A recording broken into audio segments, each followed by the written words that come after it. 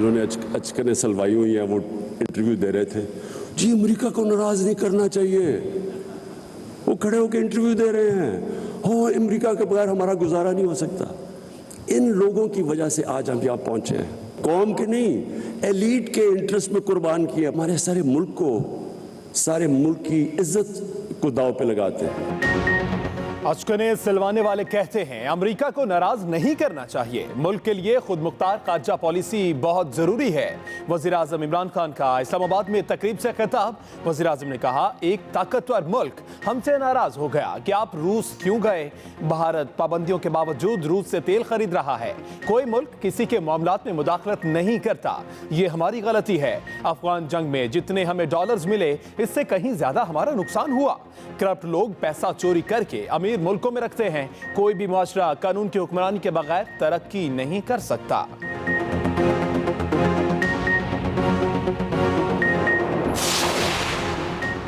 शहबाज शरीफ ने अदम एतमाद पर वोटिंग वाले दिन फूल प्रूफ सिक्योरिटी का मुतालबा कर दिया। अपोजिशन लीडर ने 3 अप्रैल को अपोजिशन अरकान की सिक्योरिटी बढ़ाने के लिए सेक्रेटरी दाखिला को खत लिख दिया। शहबाज शरीफ का नए वजीर आजम के इंतखाब वाले दिन भी फूल प्रूफ सिक्योरिटी का मुतालबा। लिखा, वजीर आजम ने ऐलान किया है कि तहरीक अदम एतमाद पर वोटिंग वाले दिन PTI के 1 लाख वोटर्स इस्लामाबाद पहुंचेंगे।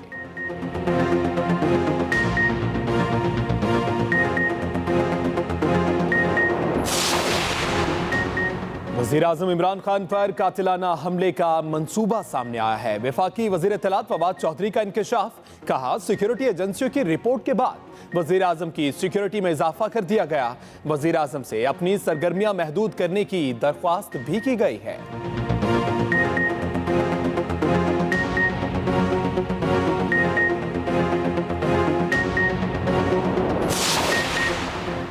अंदरूनी मामलात में मुदाखलत क्यों की, सीनियर अमरीकी सफारतकार की वजारत खारजा तलबी। पाकिस्तान ने शदीद एहतजाज रिकॉर्ड कराया। सफारती जरा के मुताबिक वजारत खारजा हुकाम ने अमरीकी सफारतकार को एहतजाजी मुरासला थमाया। अमरीकी सीनियर अहदेदार के इस्तेमाल करदा अल्फाज पर शदीद बरहमी का इजहार।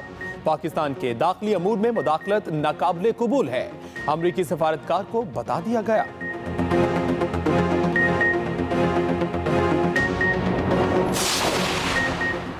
वजीर आजम को धमकी अमेज मुरासले का मामला, अमरीका का रद्द-ए-अमल भी सामने आ गया। तर्जुमान अमरीकी महकमा खारजा नेड प्राइस का कहना है, अमरीका पर आए इल्जामात में कोई हकीकत नहीं। पाकिस्तान में जारी सूरत हाल का जायजा ले रहे हैं।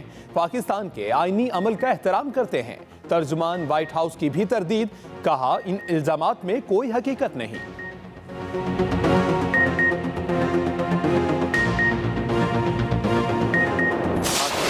सियासत में कल का दिन बड़ा अहम है और बाज चोर, लुटेरे, डाकू, पाकिस्तान की दौलत बाहर लूट कर ले जाने वाले लोग, बाहर की दुनिया में अपनी महल तामीर करने वाले लोग आज सारे इमरान खान के खिलाफ इकट्ठे हो गए हैं। मैं इमरान खान के साथ चट्टान की तरह खड़ा हूं। तहरीक अदम एतमाद पर वोटिंग का दिन अहम है। पता नहीं परसों सियासत में क्या होना है। जिम्मेदारान से कहता हूं कि आगे बढ़ें और इंतखाबात का ऐलान करें। वफाकी वजीर शेख रशीद का रावलपिंडी में तकरीब से खिताब। शेख रशीद ने कहा, चोर लुटेरे इमरान खान के खिलाफ इकट्ठे हो गए। इमरान खान के साथ चट्टान की तरह खड़ा हूं। जो नस्ली और असली होता है वो इम्तिहान के वक्त खड़ा होता है। रावलपिंडी शहर गद्दारों को पसंद नहीं करता। लोग नहीं चाहते कि गरीबों की बस्तियां तरक्की करें।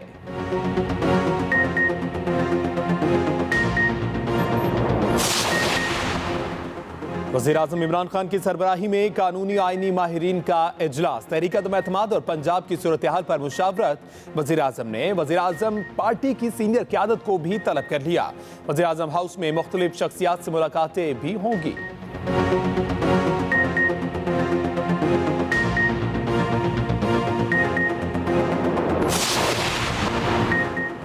तेल देखो, तेल की धार देखो। वज़ीर आला उस्मान बुज़दार का इस्तीफा मंजूर करने का अमल रुक गया। वज़ीर आज़म के खिलाफ तहरीक अदम एतमाद की कार्रवाई के बाद फैसला होगा।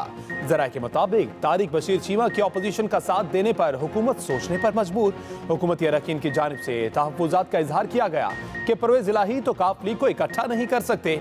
गवर्नर पंजाब वज़ीर आला उस्मान बुज़दार से मुलाकात के बाद इस्लामाबाद रवाना हो गए।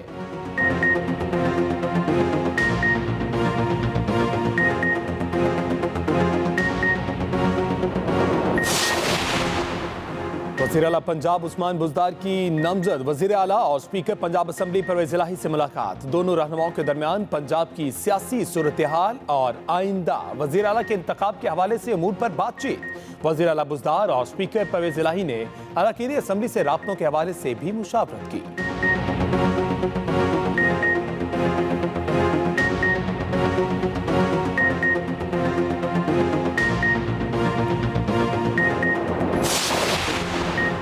पंजाब में सियासी हलचल जारी। ऑपोजिशन लीडर हमजा शहबाज से मुलाकात के बाद आज़ाद रुकन पंजाब असम्बली जुगनू मोहसिन की मुस्लिम लीग नून में शमूलियत। मीडिया से गुफ्तगू में हमजा शहबाज ने कहा, पीटीआई हुकूमत ने कौम को भूख, महंगाई और बेरोजगारी के सिवा कुछ नहीं दिया। हमजा शहबाज का पीटीआई चीना ग्रुप के गुज़नफर अब्बास चीना से टेलीफोनिक रब्ता। हम ख्याल ग्रुप से हिमायत मांग ली।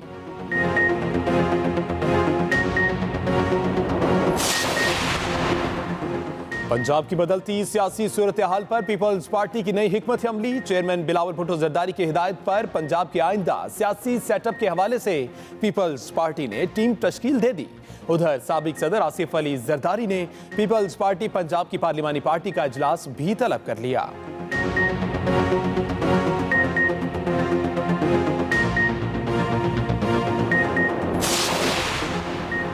वफाकी वजीर परवेज खटक के पंजाब में अहम सियासी रहनुमाओं और अरकान असम्बली से राबते। वजीर दिफा शाम लाहौर पहुंचेंगे। परवेज खटक का तरीन ग्रुप के नाराज अरकान से मुलाकातों का इम्कान। चौधरी बरादरान से भी मिलेंगे। परवेज खटक पंजाब में जोड़ तोड़ और नाराज अरकान को मनाने में अहम किरदार अदा करेंगे।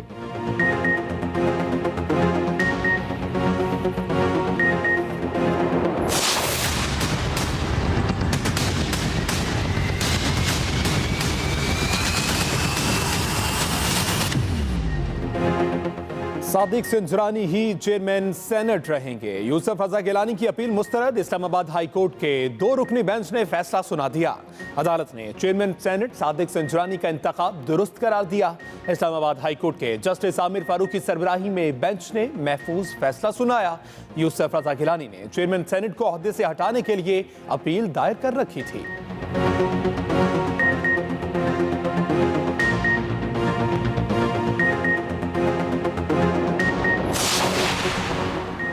खैबर पख्तूनख्वा में बल्दियाती इंतखाबात का दूसरा मरहला नताइज जाने का सिलसिला जारी।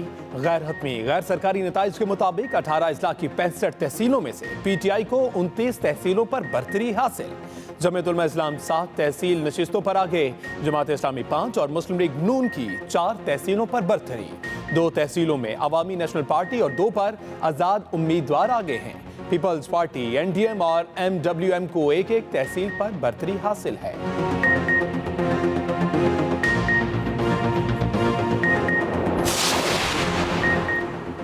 पख्तूनख्वा बल्दियाती इंतखाबात के दूसरे मरहले में शानदार कामयाबी पर वज़ीर आला महमूद खान को मुबारकबाद।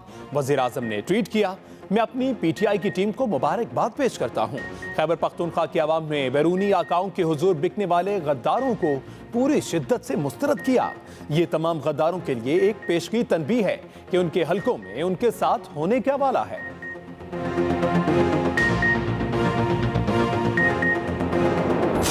यहाँ किसी बैरूनी साजिश की जरूरत नहीं है। पाकिस्तान के अवाम इमरान खान के साथ साजिश करके इसको घर भेजेंगे। 4 साल के दावे और झूठ बोलने के बाद, 6 वजीर बदलने के बाद आज मुल्क की हालत ये है कि ना कोई एलएनजी टर्मिनल लग सका है, ना 1 इंच पाइपलाइन पाकिस्तान में बन सकी है। सबसे सस्ती बिजली बनाने वाले प्लांट हैं पाकिस्तान में, वो बंद है।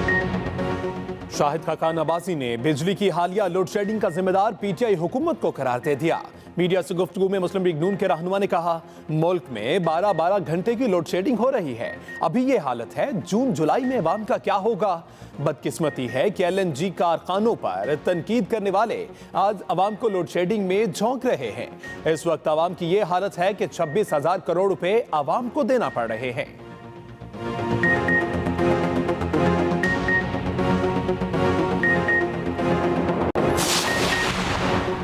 बिजली की गैर एलानिया लोड शेडिंग पर नेप्रा को नोटिस। बिजली की पैदावार में मामूली इजाफा। बिजली की मजमूई पैदावार 15,200 जबकि तलब 20,000 मेगावाट से जायद। जराये के मुताबिक बिजली का शॉर्टफॉल 4,800 मेगावाट है।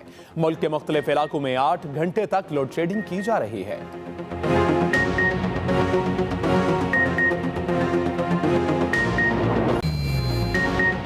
डॉलर तारीख की नई बुलंदियों पर। $1 की कीमत 184 रुपए से बढ़ गई। इंटरबैंक रेट 97 पैसे इजाफे से 184 रुपए 44 पैसे का हो गया। दूसरी जानिब पाकिस्तान स्टॉक एक्सचेंज में तेजी का रुझान। 100 इंडेक्स 263 पॉइंट्स इजाफे से 45,192 पर ट्रेड कर रहा है।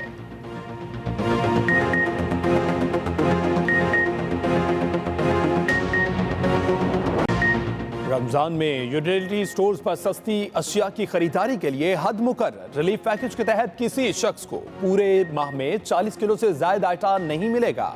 चीनी 5 किलो और कुकिंग ऑयल 2 किलो से ज्यादा नहीं मिलेगा। रिलीफ पैकेज के तहत सस्ती अशिया की खरीदारी कौमी शनाख्ती कार्ड से मशरूत होगी।